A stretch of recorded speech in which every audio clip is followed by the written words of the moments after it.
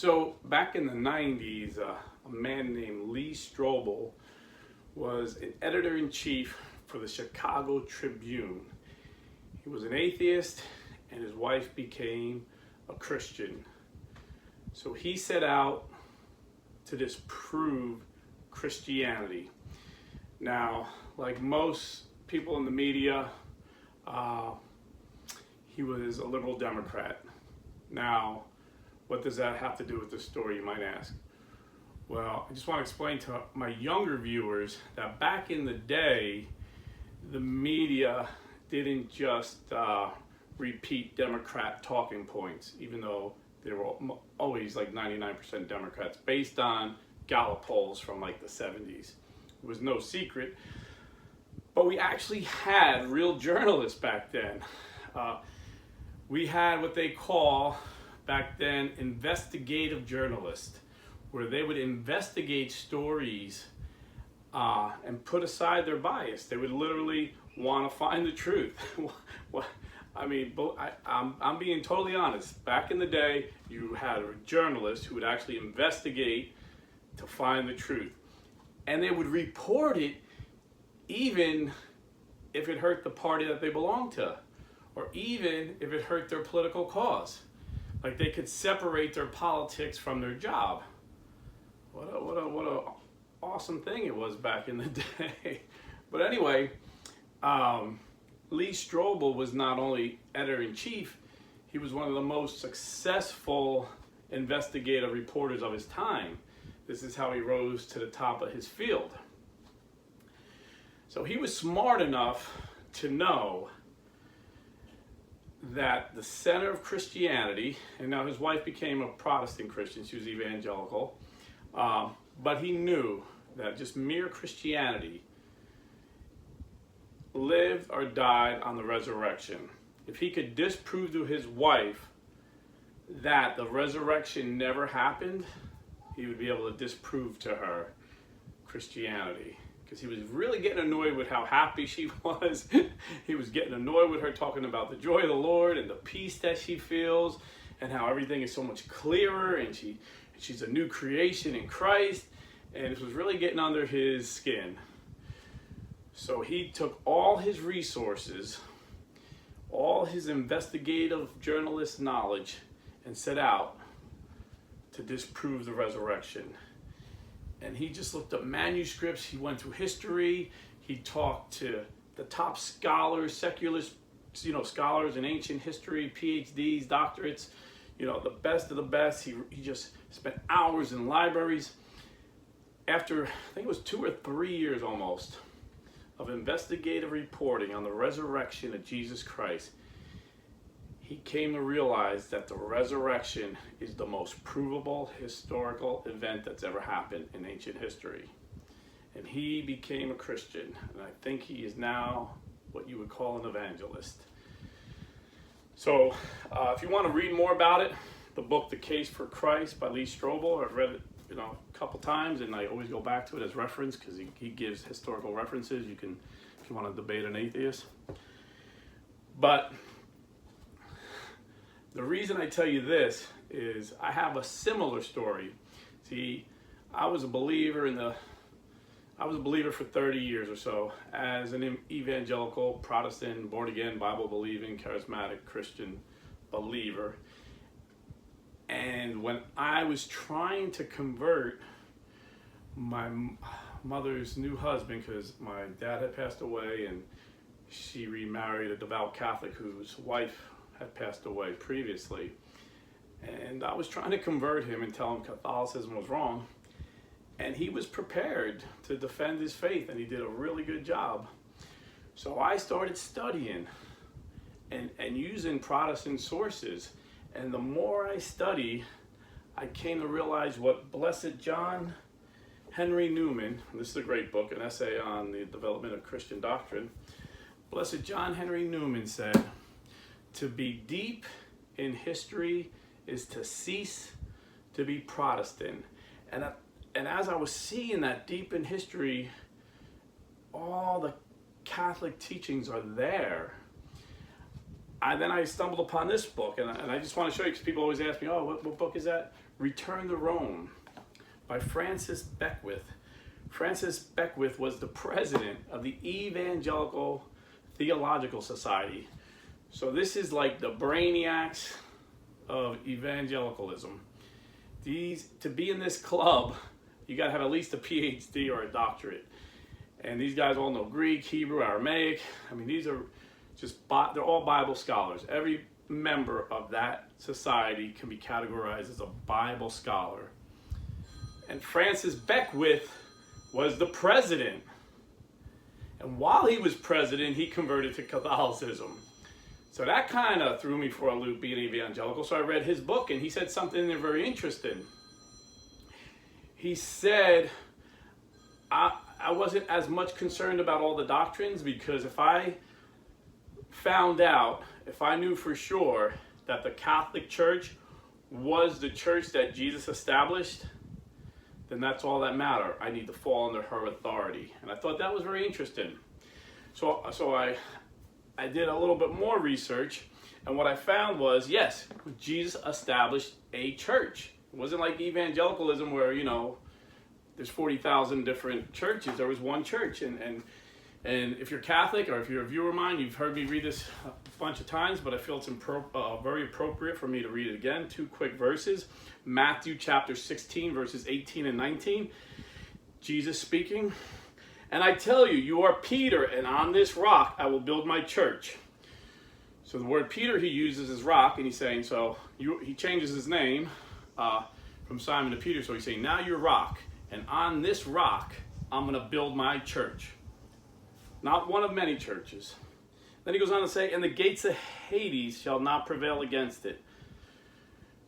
I will give you the keys of the kingdom of heaven, and whatever you bind on earth shall be bound in heaven, and whatever you loose on earth shall be loosed in heaven." So basically, and then, all through the New Testament, you see he gave the other apostles the authority to bind and loosen heavenly things. So basically, it's crystal clear, if you know biblical language, the keys of the kingdom represent authority. In the Old Testament, when someone would leave their estate, they would leave the keys to someone that worked for them, a servant, and that servant who had the keys had the authority of the ruler of that estate until that ruler returned. And binding and loosing is very commonly known in the Old Testament. That's what the Pharisees and the Sadducees, the Jewish leaders, that's the authority they were given by God. So he's taken the authority from the Jews and given it to his church that he established right there. So Jesus did establish a church. And, as an evangelical, I thought like the Bible alone was my authority. But then you read where Jesus says, listen, if a brother sins, try and talk to him.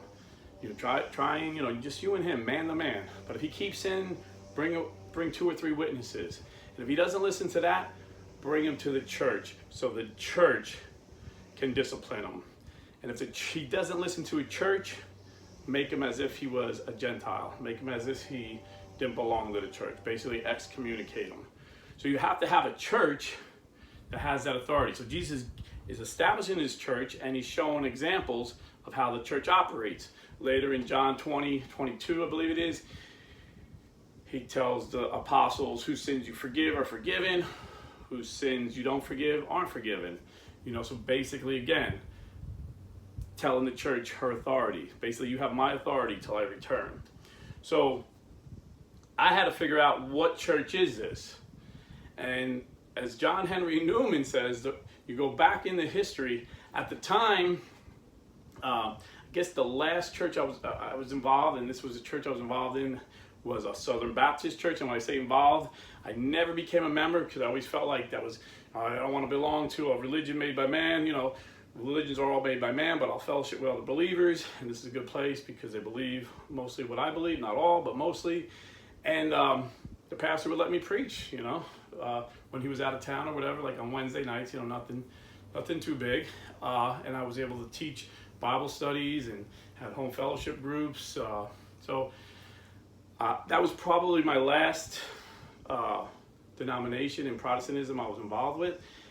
And at the time I was talking to an ordained Southern Baptist minister who was a missionary, and he was reading books by Gene Edwards, who was talking about, we got to get rid of church buildings, just meet in the homes and not have any pastor, not have any authority, just we all meet together and just whatever goes, goes.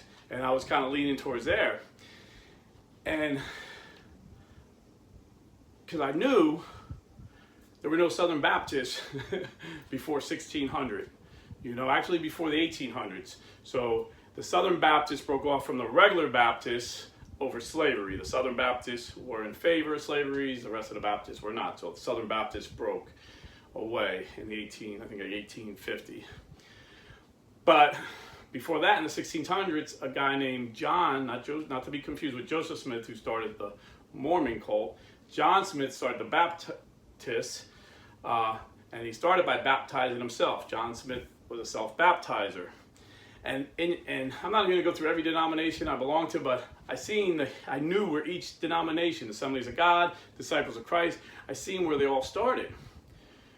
But none of them were there when the apostles were there. You go back, to the 1500s, there's no Southern Baptist. Go back to the 1400s, there's no Lutheran. Go back to the 900 AD, there's no Greek Orthodox or Russian Orthodox. But there's always been a Catholic Church, and I would say, where doesn't say Catholic Church in the Bible? It just says the church. So it was just, believers were spiritually knit together. But if you read Protestant, again, it's a Protestant source, Protestant, J.N.D. Kelly, Early Christian Doctrines, and this is a scholar, a historian, PhD, Protestant historian, and he's talking about the early doctrines of the church, like the first 500-600 years. And he said, no, they had a hierarchy, and they called themselves Catholic to distinguish themselves from these cults that didn't believe in the Trinity. Okay? So there was a Catholic Church. So, Catholic Christian was like, Catholic was the first name, Christian was the last name. And in fact, I used to say, well, in the book of Acts, it says they were first called Christians in Antioch.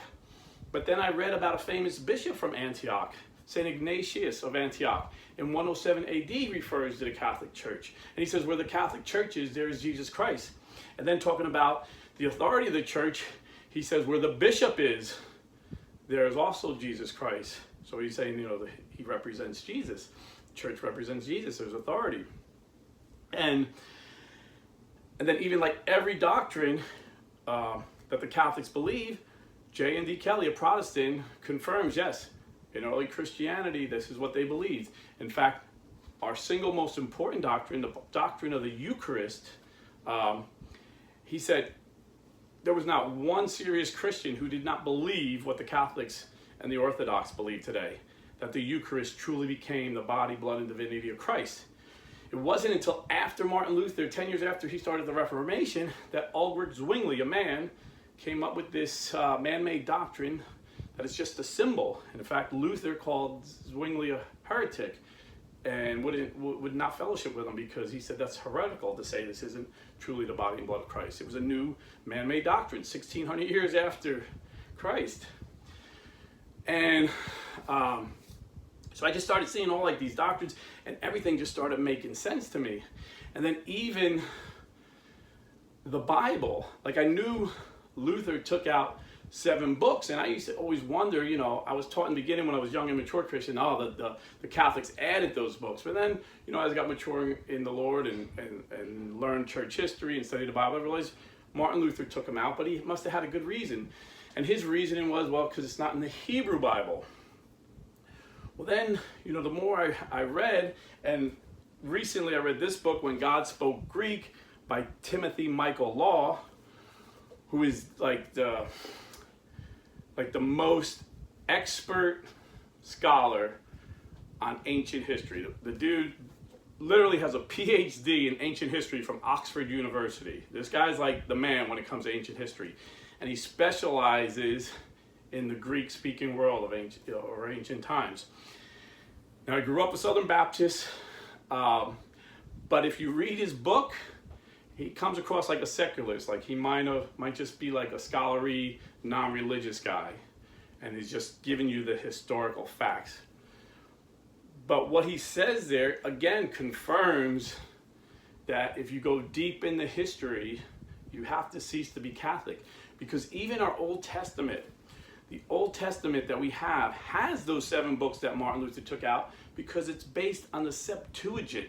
It was the Greek translation of the oldest Hebrew translation known to man. So Martin Luther's argument was, we're going to read the same books as the Jews, this Hebrew translation. So right now, today, Protestant Bibles have a Hebrew translation in the Old Testament, translated from the Masoretic texts, manuscripts, that are from like 900 AD. Catholic Bible's Old Testament is translated from the Greek Septuagint that dates to 300 BC, 1200 years older, so much closer to the original. And with the Dead Sea Scrolls they discovered, what they found was the Greek Septuagint. So there's so much confirming, and like I said, Timothy Michael Law says the early Christians used the Hebrew Bible and the Septuagint. They believed they were both inspired by God, but it was the Greek most of the world spoke Greek, especially where Jesus and the apostles were. So they used the Septuagint mostly, and when they quoted scripture, most of the quotations came from the Septuagint, some from the Hebrew Bible, but mostly from the Septuagint. And it's sad because my Protestant brothers and sisters, I know they love the Bible, but they don't get to read the whole Bible. They're missing 7 books from the Old Testament. And it's strange that one man led all these Christians astray, saying, based on his decision that they shouldn't be in there, they're not in their Bible. And this same man thought there were 4 books in the New Testament he put into their appendix and said these aren't inspired. They were in the back of his Bible and said these, up to this point, all those were inspired, these are not. And there were the book of James, the book of Revelations, the book of Hebrews, and the book of Jude. Now the other Protestants didn't follow him in that regards, thankfully, so our New Testaments are the same, Catholics and Protestants. But imagine one man changing 1,500 years of history and what books they decided was in the Bible. And amazingly enough, again, go deep into history. Where did the Bible come from? It didn't just fall out of the sky. The church that Jesus Christ established decided which books would be in the Bible. And we could clearly see, if you want to research history, the Council of Rome in 382 AD. They name all the books that are in the Catholic Bible today. The Council of Hippo, 393 AD. All those books. The Council of Carthage, 397 and 419. And you see all the same books. You know, when I was a Protestant, I thought because the Council of Trent, after the Reformation, the Catholic Church said, this is infallible, these are the books. But when the Catholic Church speaks together, and again, you know, they'll point out 1 or 2 fathers of the church, saints, that disagree. And they can disagree. But when the church speaks together, it is infallible, because Jesus said in Matthew 16, 18, and 19, the gates of hell will not prevail. So we always believe from the beginning, when the church speaks together, when all the bishops are in agreement, this is what needs to be in the Bible. And the Protestants, when I was a Protestant and I debated people, this was my weakest point. I always tried to avoid that, because they would say to me, well, how do you know which book should be in the Bible? Well, God showed us. Well, God showed who? God showed the Catholic Church. There was only one church at the time. Remember, when you go back into history, you cease to be Protestant. The only church was the Catholic Church. So, and now today you see the natural evolution of this. So when I first, started following Jesus in the Navy, I was going to a Christian church, Disciples of Christ.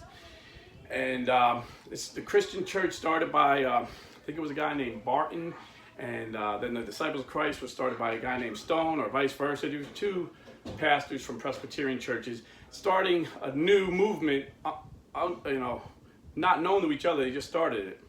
And but it was similar. They didn't want to be tied down to any denomination. They wanted to get back to the basics, and they realized, wow, studying scripture and studying history, the Christians broke bread every time they met. Most Protestants will only have communion every 3 months, some every 4 months, some once a year. But the Christian church / or in parentheses, disciples of Christ, have it every week because they wanted to get back. But they couldn't get themselves to admit when Jesus said, this is my body, this is my blood, he really meant it. So to them it's still symbolic. But they do have it every week. Long story short, they wanted unity. That's why they were doing it every week, and they thought that would bring unity, and they didn't want to belong to any denominations. Well, guess what? They become denominations. They split up. Now the Church of Christ split off from them because the Church of Christ didn't believe. They said, well, the first century they didn't use music. So if you go to a Church of Christ, everything is a cappella. And then the disciples of Christ and Christian church kind of broke off because some of them got liberal. So disciples of Christ, when I was there, was very conservative. Now it's very liberal. Like most Protestant denominations, head down the liberal lane. Over the years, they eventually give in to the culture and society because they don't have the authority given to them from Christ. So the Catholic Church, even though we may have liberal members and liberal clergy, we are protected because Jesus said, this is my church, and the gates of hell will not prevail. This is why when every other church believed contraception was a sin, they slowly changed. Up until like 1960, every Protestant denomination agreed with the Catholic Church that artificial contraception is a sin. Now none of them believe that. None of them, but the Catholic Church still believes that doctrine.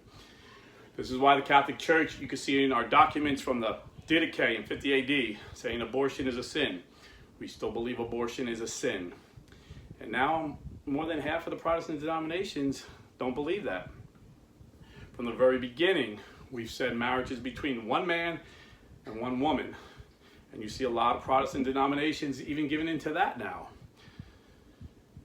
And of course, the main doctrine of the Trinity, that was established by the Catholic Church. There were other denominations that established that, at the Council of Nicaea in 325 AD. And what I thought was at one point, okay, so Christ establishes one church. They call themselves Catholic, meaning universal. But then Constantine changed everything. But when Constantine was emperor, he allowed Christianity. He didn't make it the official religion. He just stopped throwing Christians to the lions. And then he told these Christians, you guys are fighting amongst yourselves. Some of you guys believe in this Trinity thing, and some of you don't. You guys need to have a council and decide. And Constantine was on the side of Irenaeus, who believed Jesus was not consubstantial, not equal to God the Father. So if this was his religion, he would have changed it, but it wasn't. St. Athanasius stood up, and he was in the minority. And he said, listen, this is what's passed down. And we didn't have a canonical Bible yet. We didn't have this is the Bible yet. We knew the Septuagint and the Hebrew Bible were inspired by God, but we just had letters of the apostles. They weren't put together yet. It wasn't decided on which ones belonged in the Bible. So St. Athanasius went by the sacred tradition of the Catholic Church, the apostle teachings that were passed down. And he said, based on the teachings of the apostles, the sacred traditions of the Catholic Church, Jesus Christ is consubstantial with the Father. The Father, Son, and Holy Spirit are one. And even to today, my Protestant brothers and sisters use the Trinity as a guide to know if your new denomination is a cult or not. So when I was a Protestant, if you said you were a Southern Baptist or Assemblies of God or Presbyterian, I knew you were a Christian because you believed in the Trinity. But if you said you were a Mormon or Jehovah's Witness, I knew you weren't a Christian, even if you called yourself a Christian, because you did not believe in the Trinity. But that was the Catholic Church who gave us that doctrine, 325 AD. They always believed it, but they formally put it into one of our creeds, which Protestants don't believe in creeds anymore. No creed but Christ, I used to say. No creed but Christ. Bible alone. But if you go deep into history, that's not Christianity. These are all man-made ideas. And every day there's a new denomination saying they got it right. I think last count was like 42,000 different Protestant denominations. when Jesus Christ himself said, Father, I pray that they are one, just like we are one. So just a little history lesson. Had some people emailing me that were interested, and I just wanted to make it a little more clear than I did in the past. And I would say, if you love Jesus, come home to the church he established. God bless and stay Catholic.